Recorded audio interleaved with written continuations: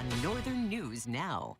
Good evening, I'm Laura Lee. And I'm Dan Wolf. Thanks for joining us. A worker at a college in Duluth is filing a whistleblower lawsuit against his employer, alleging retaliation. It is now the second suit of its kind filed against Lake Superior College this year, surrounding their handling of hazardous materials. Northern News Now's Rob Coles heard from the plaintiff's attorney and school officials. At the downtown Duluth campus of Lake Superior College, students can learn many trades, including welding. But welding can have a dangerous byproduct released into the air, hexavalent chromium. It can affect the kidneys and liver, causes cancer.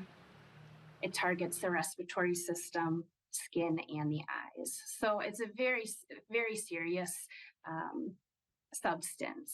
Thankfully, the facility has a plan to keep students and staff safe. Filtration and ventilation system. And so that is used to make sure that any hexavalent chromium byproduct is properly filtrated out. But after two workers, Vaughn Johnson and Miles Lunak, voiced concerns that the ventilation system needed to be serviced, one lost his job and the other was reprimanded.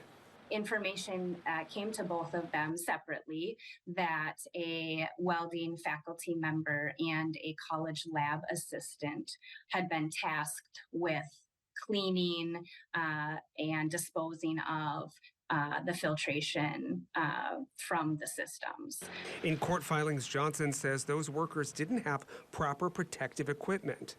Lunak was the dean of business and industry. He alleges LSC prohibited him from school property and was threatened with criminal prosecution before terminating him. Johnson alleges LSC reprimanded him after he reported his concerns, citing he did not follow the proper chain of command. School officials say safety for staff and students is very important to them.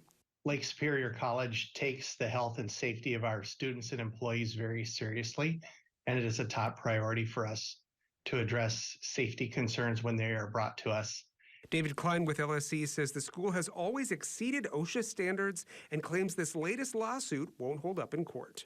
We feel, again, that we're confident the case does not have merit, and we'll be able to discuss that further in the courtroom.